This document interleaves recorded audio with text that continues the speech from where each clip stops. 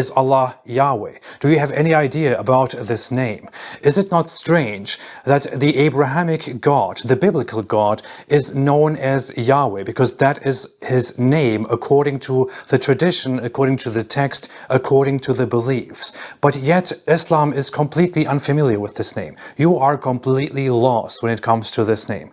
And you should be aware of this name because the Quran itself contains figures like John or Jesus or Elijah, whose names praise Yahweh. And according to the Quran itself, Allah gave some of those names. So Yahweh was very important. But you don't know who Yahweh is and what Yahweh is. What is all that about? Yeah, we know who Yahweh is. This is Yahweh. Yahweh is a pagan god. Did you know that? Yes. The reason why Islam or the Prophet Muhammad or the Quran doesn't mention Yahweh as the name of God, because Yahweh is not the name of God. Yahweh is actually the name of an Edomite, a Median, pagan storm and warrior god. In other words, it's the name of a false god. If you read the Quran, you know that the Quran is heavily and strictly against any kind of paganism.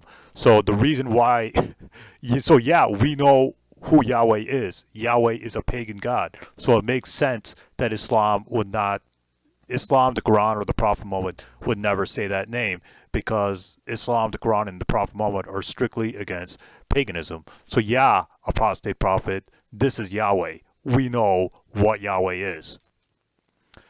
So getting to why the Quran mentions, names like John, Elijah, etc. Well, if you read the Gospel of Luke, chapter 1, verse 61, it says that the Jews named their children after their ancestors and tribes. See Barnes' notes on the Bible on Luke, chapter 1, verse 61. So, of course, apostate prophet doesn't know any of this because he's ignorant and he's talking out of his ass. Allah gave the names Jesus, John the Baptist, and Elijah because they were named after the Israelites' righteous ancestors who had Yahweh in their name. Thus, the Quran is not endorsing the name of Yahweh.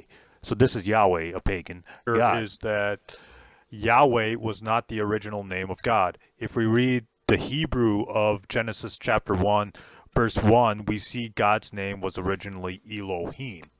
I'll get into this in the next slide. The Hebrew name for God used in Genesis chapter 1, verse 1 is Elohim, which translated into English is Elohim. You can see the Hebrew word right up there. The Hebrew word used in Genesis chapter 1, verse 1 to describe God is Elohim. Now, if you translate Elohim into Arabic, it is Allah. So Allah is closer to the Hebrew word Elohim than Yahweh is to the Hebrew word Elohim. If you read Genesis chapter 1, verse 1 in Arabic, it says, in the beginning Allah created the heavens and the earth, because Allah is closer to the original Hebrew word used in Genesis chapter 1, verse 1, which is Elohim. Other verses where Elohim or Eloha is used as the name of God in Hebrew text would be, and this is just a short list. Elohim and Eloha are scattered. The Hebrew names Elohim and Eloha are scattered all over the Old Testament. But these are just some of the verses I came up with. It's Deuteronomy chapter 4, verse 33. The Hebrew word Elohim is used. Genesis chapter 28, verse 20. Elohim is used. Exodus chapter 13, verse 17. Elohim is used, not Yahweh. Numbers chapter 22, verse 20. Elohim is used. Genesis chapter 50, verse 25. Elohim is used. Deuteronomy chapter 32, verse 15. Elohim and Eloha is used. Job chapter 12, verse 6. The Hebrew name Eloha is used as opposed to Yahweh. God's name becomes Yahweh in God's name becomes Yahweh in Exodus chapter 3, verse 16. However, whoever wrote the Bible was influenced by pagan sources, as Yahweh was originally a pagan deity, which I'll get into right now. We know this by the following facts and scholarly books on the Bible, or the origins of the Bible. During the exodus out of Egypt, Israel had to pass by the nations of Edom and Midian on their way to the promised land, which is Canaan. During their 40 years in the wilderness, as they fashioned a new religion, Israel was possibly influenced by Edom's and Midian's religious beliefs. God's name in the Old Testament is transliterated from the Hebrew as Yahweh, probably meaning I am, in Exodus chapter 3, verse 13 to 14. There is an obscure reference in a 13th century BC Egyptian document to a region in Edom associated with JWH, possibly indicating that JWH was a national god of Edom.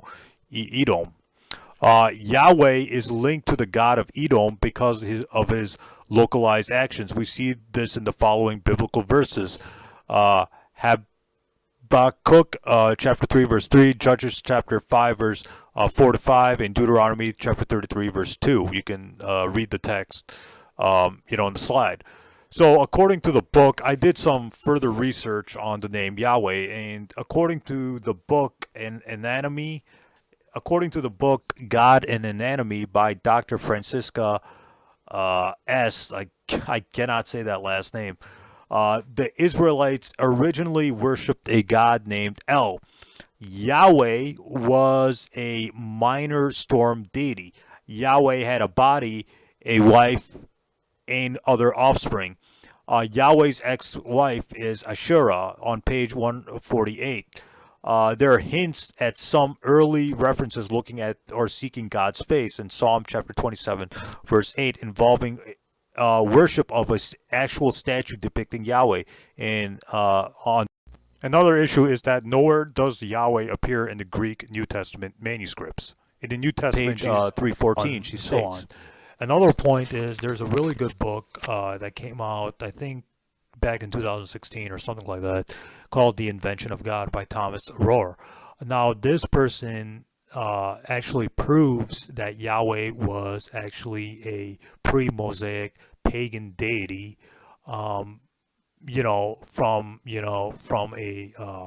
an ancient tribe called Midian.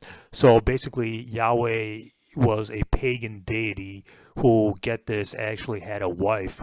So Yahweh was a name of a pagan god, that had nothing to do with the Jews or the Israelites. In fact, the biblical author stole that name Yahweh, as you can see in the map there, when they left Egypt and went to the Midian. They took that name Yahweh from a local pagan god, Yahoo. Yahoo eventually became the name Yahweh.